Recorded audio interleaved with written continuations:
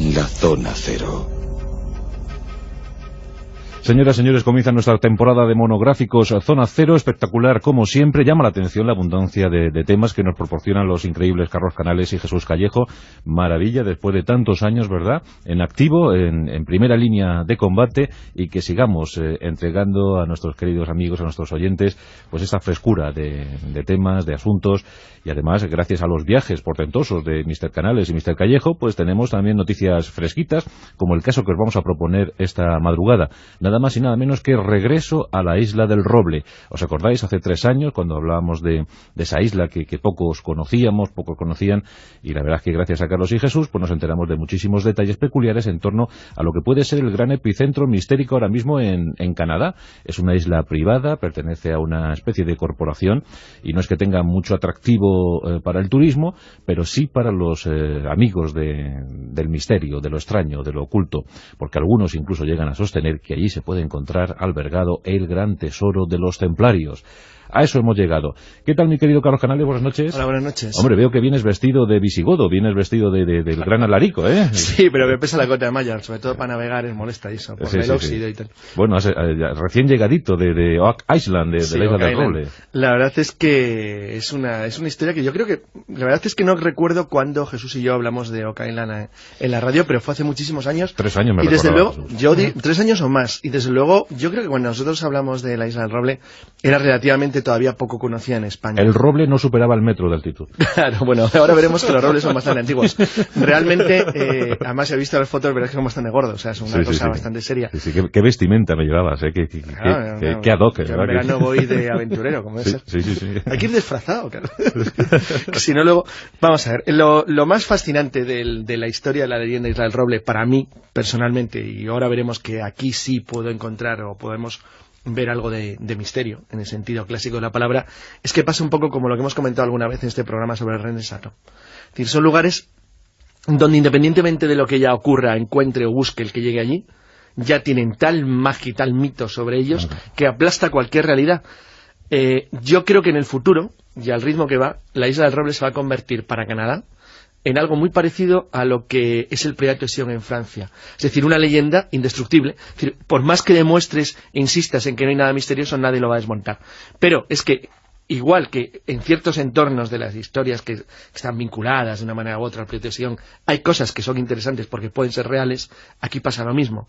Entonces, lo curioso del asunto es que, aun con la tecnología actual, y aquí es donde está el problema, porque la gran diferencia frente a otros lugares o enclaves mágicos o misteriosos o extraños es que aquí lo tienes delante, es decir, es muy fácil investigarlo. Bueno, fácil relativamente, luego veremos que no lo es. Pero que en principio no hay un obstáculo, es decir, no estás buscando nada especial, lo tienes delante de tus narices. La cuestión es que no se consigue encontrar. Bueno, veremos que se encontró un montón de cosas, y yo luego personalmente, independientemente de los delirios que se publican sobre la Isla del Roble, porque, como he dicho, que le pasa más o menos lo mismo que a René Chateau, pues todo depende de quién sea el autor que lo trate. Es decir, y sobre todo, algo muy importante, hay autores que lo tratan con enorme seriedad, basándose en datos o en pruebas que no está comprobado que sean ciertas, con lo cual eso altera el fondo de todo el resultado de la investigación. Luego veremos que, por ejemplo, yo ya tengo alguna idea formada sobre alguna de las pruebas más conocidas, y hay una en concreto que estoy convencido que es falsa. ¿Qué tal, mi querido Jesús Callejo? ¿Qué tal? Muy buenas noches. Hombre, tú vienes vestido con el uniforme templario. Qué maravilla. Vienes aquí con tu cofre de tus templado, al relente. Me queda muy bien, ¿verdad, el uniforme? Sí. Y la crucecita muy maja, ¿eh? Sí, muy bien.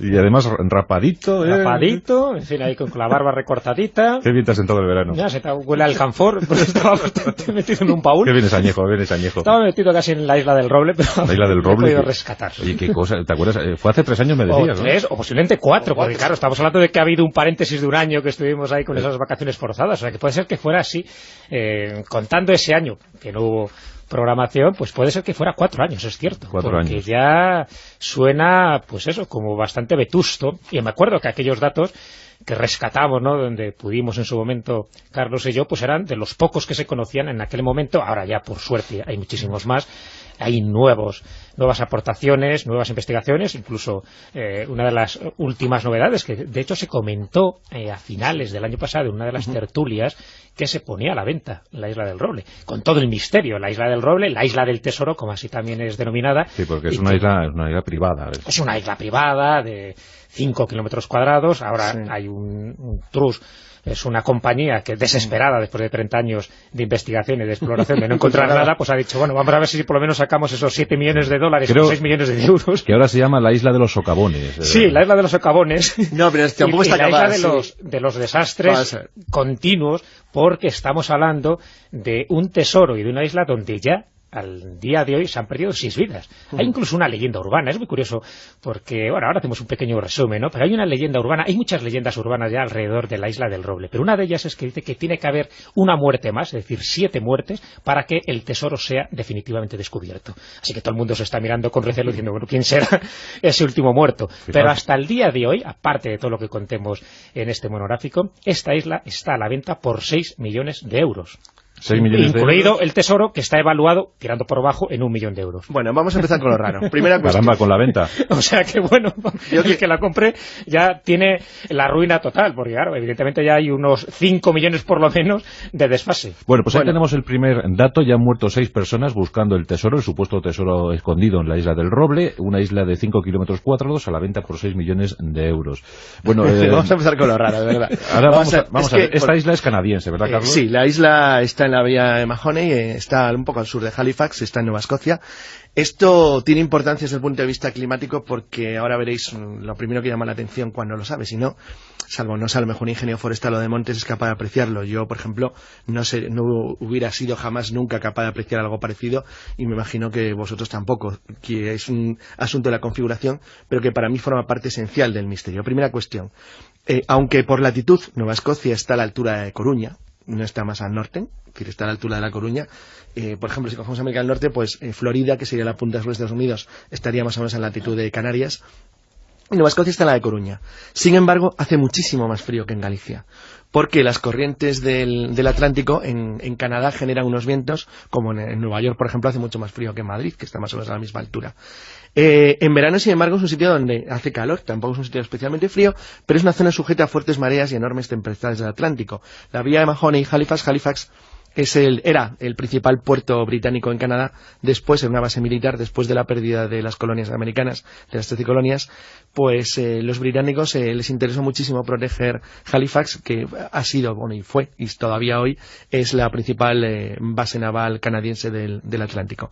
Esto es para ubicar un poquito más o menos cuál es el entorno. Es una zona enormemente rica, muy avanzada, o sea, es una preciosidad de lugar, pero muy solitaria. Canadá es un país muy poco poblado, incluyendo en sus zonas orientales, aunque parezca extraño, también lo es. Es decir, es la ribera de San Lorenzo, donde se construyó Montreal, donde está Quebec, y luego para llegar al final a la zona de los Grandes Lagos está Ottawa, Toronto, donde se concentra la población, pero no en las costas, porque el clima es desagradable, es frío y la vida allí es dura.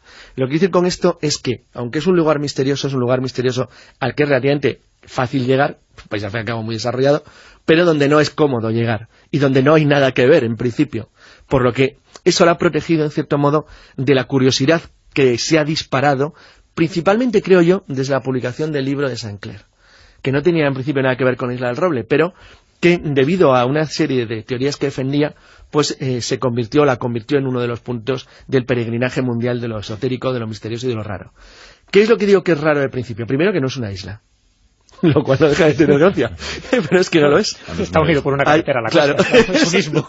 Es un istmo, pero todo el mundo le llamó así. ¿Por qué le llamaron Isla del Roble? Bueno, pues es el nombre original porque efectivamente vista desde el mar es lo que parece, porque además si había tormenta o mareas altas, pues bueno, puede dar la sensación, pero antiguamente era una isla, ahora pero, hay una pero carretera. actualmente no es una isla. Entonces, bueno, tú llegas andando y no hay ningún problema.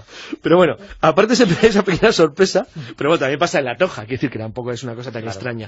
No, lo que sí que es... Eso pasaba con la isla de Gran Bretaña, ¿no? Ya ha dejado de ser una isla cuando se inauguró el Eurotúnel este. Ah, es verdad. Dice, ya no es una isla. Sí, lo que sí que es importante, y esto sí que es interesante, es que es una montaña, bueno, realmente es una montaña cuyas laderas caen hacia la zona donde está el pozo del que luego vamos a hablar. Esto tiene una cuestión rarísima y curiosísima. Es que los robles están colocados, hay unos robles antiquísimos, de unos 200, 300 años, dicen los expertos. O sea, robles hay. Sí, robles hay muchísimos. Claro, es decir, hay más árboles para de otras especies, pero vamos, que hay muchos robles, y esos robles están colocados en una zona que cae hacia donde se encuentra el pozo. Esto, para mí o para Jesús o para cualquiera de nosotros no significa nada. Pero cuando te lo explican, tiene una importancia radical, y es que protegen de forma decisiva el pozo de cualquier intrusión de agua procedente de las fortísimas corrientes o tormentas que hacen caer, porque es una zona muy húmeda, el agua hacia la zona donde se encontraría, o donde posiblemente se halla el gran misterio de la isla, que son los pozos que contienen aparentemente un tesoro de incalculable valor. ¿Por qué dice Carlos los pozos? Porque cuando se empezó a cavar el primer pozo, sí. Y además todo empieza con un roble, sí, señor. Porque es verdad que es una isla que tiene varios robles, pero donde empieza el misterio es con un roble. Yo creo que es bueno empezar por ahí, ¿no? En ese año 1795, que es cuando empieza todo este tinglado, cuando se empieza a oír hablar de esta isla a nivel general y sobre todo del misterio que albergaba esta isla, cuando 3 jóvenes que pasaban por allí, se podría decir, ¿no? E incluso sabemos los nombres, McGuinness, John Smith y Anthony Bowen. Siempre hay un John Smith. Siempre hay un John Smith. Que seguro que era el nombre falso. Sí, ese es el seudónimo, ¿no? Todo el mundo sabe que es el nombre falso. Pues son los que encuentran algo raro. Están dando un paseo, en fin, la isla tampoco tiene demasiados lugares para pasear, pero encuentran en un roble algo que es que en una hora te lo has hecho la bola. Estamos aburridos. ¿Por qué este roble en concreto les llama la atención? Porque ven que una de estas ramas del roble está medio cerrada y además cuelga una polea de un viejo barco. Se dan cuenta que donde pende esa polea hay tierra removida al lado del roble. Entonces, bueno, no hace falta ser muy listos para pensar aquí alguien ha excavado, aquí alguien ha removido la tierra y posiblemente nos encontremos con un tesoro, con un cadáver o a saber qué. Y bueno, la curiosidad de estos muchachos pues hace que empiecen a excavar. Empiezan a excavar y lo primero que empiezan a remover pues son pues capas de losa, tierra humedecida, y al cabo de unos 3 metros más o menos encuentran con una plataforma de troncos de roble, una vez más el roble, y eso ya les mosquea. Dice, bueno, aquí alguien ha ocultado algo y ha puesto como un impedimento para que no podamos seguir más adelante. Así que eso les aviva mucho por la curiosidad. Pues nada, pues eliminan esa plataforma de troncos de roble y empiezan a comprobar que cede en el centro, en fin, estaba firmemente incrustados en las paredes de arcilla del pozo, así que hay una técnica deliberada para que no se siga excavando o por lo menos para ocultar algo precioso. Bueno, el hecho es que ellos siguen excavando y llegan más o menos hasta unos 30 metros de profundidad, no más, se desesperan, ya no tienen las herramientas ni la técnica adecuada y lo abandonan. Estamos hablando del año 1795 y a partir de ahí empiezan a surgir muchas excavaciones, muchas exploraciones. Se dan cuenta de que hay varios pozos, pero incluso pozos entremezclados. En definitiva, por hacer un resumen, ¿no? Porque se puede hablar de bastantes expediciones, incluso con esas muertes consecutivas que ha habido, hasta 6 muertes hasta la actualidad. Se van encontrando capas de piedra, capas de madera en diferentes profundidades, se encuentran esteras de fibra de cáscaras de coco, es decir, eso es muy interesante el coco, ahora vamos a ir fijarnos en puntos. Se encuentran, ojo, también a esto, porque es importante, ya no materiales pétreos o de madera, sino fragmentos de pergamino con inscripciones indescifrables, con piedras, con inscripciones también que sí se han descifrado, pero con contenidos bastante absurdos, incluso también abundando en esas leyendas urbanas que digo que se están haciendo referencia alrededor de la isla del Roble. Se encuentran herramientas, se encuentran túneles y, cómo no, se encuentran túneles laterales o pozos tipo trampa que están asociados directamente al mar, donde provocan inundaciones, y lo que se pretende precisamente con ese pozo artificial es impedir cualquier excavación, es provocar la inundación y la muerte a aquellos que estén excavando de una forma indebida o por lo menos que no tengan las precauciones. 2 cuestiones importantes. Yo vi las fotografías de Triton Alliance, que es la empresa que gestiona la búsqueda del tesoro de Oak Island desde hace una treintena de años. Entonces ellos llegaron a gastarse bastante dinero porque contrataron satélites para hacer fotografías satélite a ver si eran capaces de detectar algo anormal, y la verdad es que algo anormal detectaron. Lo que buscaban era muy sencillo, por si se sabía desde el siglo XIX. Ellos buscaban los desagües, los puntos de desagüe de la canalización, porque cuando el sistema se inundaba, eso tenía que llegar de alguna manera al mar. Bueno, eso lo localizaron por satélite a base de fotografías en las que se percibía perfectamente cuáles eran los puntos en los cuales el agua que inundaba los túneles, cuando se activaban esta especie de extrañas trampas, entraba y luego por dónde salía. Lo sorprendente es que localizaron también 4 piedras de un enorme tamaño que forman una gigantesca cruz sobre la isla vista desde el aire si nos colocáramos justo encima. Esto es sorprendente porque es como en las películas, o sea, es que la X te marca el lugar. Es una cosa bastante curiosa. Ya, Carlos, pero llevamos 200 años excavando, ¿eh? Pero es que ahora veréis por qué. Es que la cosa más vaya compleja. X como para marcar un lugar. Como para marcar un lugar, es enorme, claro. La X ocupa una parte enorme de la isla. Es una cruz realmente. Eso ayuda mucho a teorías como la de Sinclair, que para mí es la menos seria de las que hay. Luego comentamos un poquito. No, para que es una cruz irregular, ni siquiera es una cruz ni griega ni latina. Es bastante irregular porque uno de los brazos es más corto. Sí, está más corto, está torcida, pero es bastante curiosa. Bueno, en cualquier caso, lo importante de lo que ha dicho Jesús de la expedición de 1804, de que es la que se encuentra... Sí, la siguiente, sí. Es que la expedición de 1804 encuentra coco, efectivamente, fibra de coco en Nueva Escocia. Esto la verdad es que no es muy normal, y sin embargo sí lo es. Sí lo es porque durante todo el siglo XVIII hubo un constante y permanente tráfico entre todas las colonias británicas del Atlántico americano, que tenían como centro fundamental lo que era el emporio más rico de todo el Atlántico británico, que era el Caribe, principalmente Jamaica. Es decir, las islas occidentales eran muchísimo más ricas en aquellos tiempos, generaban mucho más ingresos a la corona que cualquiera de las 13 colonias americanas o que el propio Canadá. La consecuencia es que el tráfico marino era muy habitual, y es cierto también, que luego veremos que tiene una enorme influencia en las leyendas, que había una piratería muy considerable, desde Barba Negra hasta Capitán Kidd, en la zona de los... Bueno, principalmente empezaba en Carolina del Sur y seguía hacia el norte para coger precisamente a los barcos comerciales que hacían el tráfico, no tanto con Inglaterra como con las Indias occidentales. Con lo cual, claro, tenía la ventaja de que no hacían falta barcos muy grandes, ni barcos oceánicos, sino que con barcos costeros y con buenos aliados en la costa, lo que se intentaba provocar nuevamente eran naufragios, que era el sistema habitual, o incluso llegaban en ocasiones a atacar los propios barcos porque sabían que había un tráfico comercial grande. Que los oyentes se quedan ahí porque por ahí puede estar el tema del dinero. ¿Y qué tesoro se presume en la Isla del Roble? Bueno, ahora antes del tesoro es una cosa. En 1804 es cuando se descubre la primera inscripción, una placa, que aparentemente alguien no sabe muy bien cómo aparece la traducción. Yo he visto dos teorías que ninguna me convence, que dice que un experto que acompañó a la expedición dijo que lo que decía la placa misteriosa era 10 pies más abajo, 2 millones de libras. Bueno, esto es evidente que no existió nunca, porque casualmente esa placa le pasa lo mismo que a las placas del Ángel Moroni, es decir, no están. Es decir, como no existe la placa, ¿cuál es la causa fundamental? Pues que probablemente alguien quería justificar la continuidad de las excavaciones, necesitaba un patrocinador y decidió inventarse una especie de misteriosísimas inscripciones que le hablaban de un misteriosísimo tesoro que se encontraba con un poco más de esfuerzo. El problema es que cuando en 1846 se hizo ya una investigación en serio, porque esta la había hecho un hombre de negocios que se llama Simon Lines, que era el que estaba más interesado en lo que se decía que podía haber allí. Pero, al llegar a 33 metros de profundidad, como bien ha dicho Jesús, tocaron algo sólido y era una trampa que al hundirse lo que hizo simplemente es que el mar inundara de nuevo el túnel. En 1849 consiguieron localizar cuál era el origen del agua. Lo que ha localizado luego Triton Alliance es cuáles eran los puntos de salida, es decir, ya con las fotos satélite, con un análisis más correcto. Y lo más interesante es que descubrieron lo que parecía indicar ser una playa artificial. Es decir, una playa artificial con un sistema de drenaje que permitía que en los niveles inferiores del pozo fueran cada cierto tiempo liberados de agua, pero que permitía la existencia de pequeñas trampas que cuando se hundían volvían a inundarlo de manera que imposibilitaban o hacían muy difícil cualquier excavación.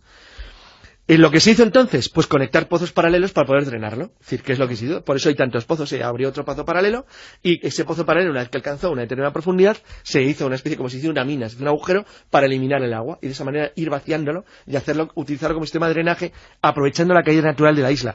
La verdad es que es ingenioso lo que se les ocurrió hacer. Bueno, lo que sí parece claro es que es una suerte de construcciones artificiales creadas por además complejísimas, muy complejas, pero claro, volvemos a esa pregunta. ¿Qué supuesto tesoro se alberga ahí?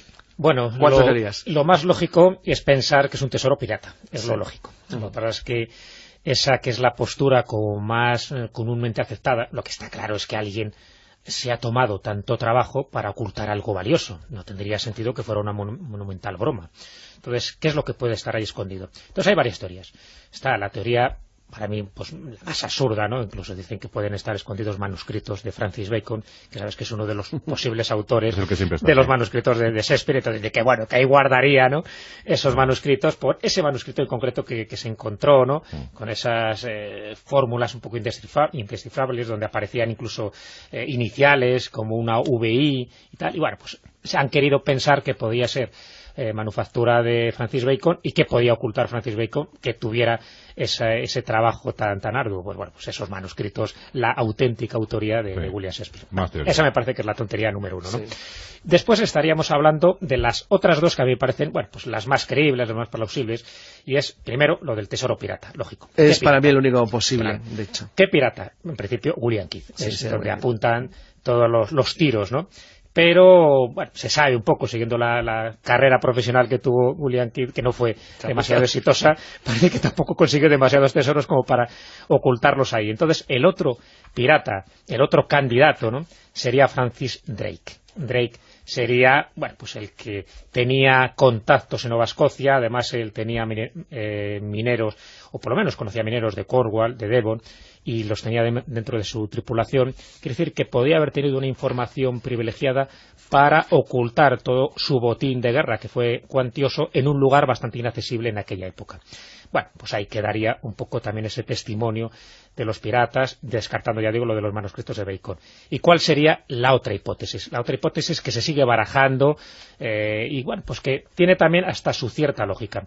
Y digo su cierta lógica porque estamos hablando ya no de una vieja teoría, que es la recurrente, la de los templarios, sino que hace muy poquito se ha publicado un libro, cuando digo hace poquito es en este año, por la editorial Planeta, donde intentan demostrar que el tesoro que está allí es ni más ni menos que el de los templarios. Claro, aquí habría que decir qué tesoro es el que tenían los templarios, esto nos llevaría a otro monográfico. Este libro se titula El tesoro perdido de los templarios, como ves, nada original, el título me refiero, de Stephen Sora. Stephen Sora, la lectura de este libro, pues eso, puede acarrear dos tipos de conclusiones. Primero, que es un alucinado, un fanático de los templarios, entonces, pues, puestos a buscar un lugar donde podía estar este tesoro, pues no se le ha ocurrido mejor lugar que la isla del Roble. Y la otra sí que entronca un poco por todo el linaje de los Sinclair, esos templarios que cuando es disuelta la orden, y sobre todo cuando son apresados en el año 1307, pues se sabe que un contingente importante va a Escocia, y allí, pues bueno, pues a través de esa dinastía de los Sinclair, que tenían también territorios en Nueva Escocia, en lo que es ahora Canadá, pues pudieron esconder ese tesoro que hábilmente fue... Es que la teoría Sinclair, que es la base de la espada del Grial de Sinclair, sí, está muy cogido por los pelos desde que se demostró que realmente el elemento base de su teoría, que era la navegación de los hermanos italianos Zeno, pues no parece asentarse en elementos sólidos. Yo me quedaría en principio de ser algo... bueno, por cierto, solamente una cuestión de profundidades. En la expedición que dijo Jesús de 1804 se alcanzaron 33 metros, en el año 1897 ya se había llegado a 46, en el 69 a 54 y en el 38 a 54 y en el 71 a 80. Por cierto, que es muy poco conocido, Franklin Delano Roosevelt, que fue presidente de Estados Unidos, en 1927 participó personalmente en una expedición a la isla del Roble. Bueno, si os parece, vamos a seguir con este asunto en una próxima entrega, porque está muy muy bien y podemos incluso hacer una incursión, como es debido, en el tesoro perdido de los templarios, porque me consta que vosotros sí sabéis dónde está ubicado. Entonces, vamos a hacer un nuevo monográfico con este asunto. Sí, se pueden fundir, la verdad. Pues sí, porque una vez más se nos queda corto, nos come. Exacto, retomamos el Roble. Y más, además, teniendo también el testimonio de Carlos Castaño. Además, quería contaros un montón de cositas. Claro, y seguro que tiene alguna que otra anécdota. Y que nos cuente qué clase de extraño sombrero o toca llevaba el día de la visita a la isla del Roble, ¿verdad? Bueno. ¿Sabéis lo que son los chambergos? ¿Y de qué viene la palabra? Chambergo. Sí, señor, el sombrero calado señor, español. Son sombreros de lona que vienen del mariscal Schomberg, que fue el primero que los utilizó en España. Eso es. Y en concreto el que tengo yo pues es el clásico, el de Martorell, el catalán, el que se fabricaba para los soldados de la guerra de África en los años 20. Bueno, pues el chambergo. Vamos a ponernos el chambergo, el Sarakov también, y pues bueno, el casquete polar también vamos a poner. La mitra. La Zona Cero. Señoras, señores, comienza nuestra temporada de monográficos Zona Cero, espectacular como siempre. Llama la atención la abundancia de temas que nos proporcionan los increíbles Carlos Canales y Jesús Callejo. Maravilla, después de tantos años, ¿verdad?, en activo, en primera línea de combate, y que sigamos entregando a nuestros queridos amigos, a nuestros oyentes, pues esta frescura de temas, de asuntos, y además, gracias a los viajes portentosos de Mr. Canales y Mr. Callejo, pues tenemos también noticias fresquitas, como el caso que os vamos a proponer esta madrugada. Nada más y nada menos que regreso a la isla del Roble. Pero es que igual que en ciertos entornos de las historias que están vinculadas de una manera u otra al proyecto Sion, hay cosas que son interesantes porque pueden ser reales, aquí pasa lo mismo. Entonces, lo curioso del asunto es que, aun con la tecnología actual, y aquí es donde está el problema, porque la gran diferencia frente a otros lugares o enclaves mágicos o misteriosos o extraños, es que aquí lo tienes delante, es decir, es muy fácil investigarlo. Bueno, fácil relativamente, luego veremos que no lo es. Pero que en principio no hay un obstáculo, es decir, no estás buscando nada especial, lo tienes delante de tus narices. La cuestión es que no se consigue encontrar, bueno, veremos que se encontró un montón de cosas, y yo luego personalmente, les molesta eso, por el óxido y tal. Bueno, recién llegadito de Oak Island, de la isla del Roble. La verdad es que es una historia que yo creo que, la verdad es que no recuerdo cuando Jesús y yo hablamos de Oak Island en la radio, pero fue hace muchísimos años. 3 años me y desde luego, Jesús. 3 años o más, y desde luego, yo creo que cuando nosotros hablamos de la isla del Roble, era relativamente todavía poco conocida en España. El Roble no superaba el metro de altitud. Claro, bueno, ahora veremos que los robles son bastante antiguos. Realmente, además he visto las fotos, verás que son bastante gordos, o sea, es una cosa bastante seria. Sí, qué vestimenta me llevabas, qué ad hoc. Yo en verano voy de aventurero, como es. Sí. Hay que ir disfrazado, claro. Si no, luego, vamos a ver. ¿Recordáis hace 3 años cuando hablábamos de esa isla que pocos conocían, y la verdad es que gracias a Carlos y Jesús pues nos enteramos de muchísimos detalles peculiares en torno a lo que puede ser el gran epicentro mistérico ahora mismo en Canadá? Es una isla privada, pertenece a una especie de corporación y no es que tenga mucho atractivo para el turismo, pero sí para los amigos del misterio, de lo extraño, de lo oculto, porque algunos incluso llegan a sostener que allí se puede encontrar albergado el gran tesoro de los templarios. A eso hemos llegado.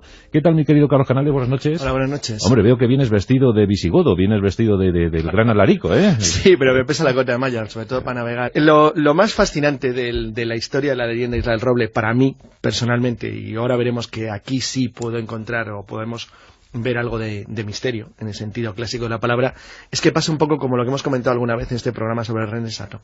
Es decir, son lugares donde independientemente de lo que ya ocurra, encuentre o busque el que llegue allí, ya tienen tal magia y tal mito sobre ellos que aplasta cualquier realidad.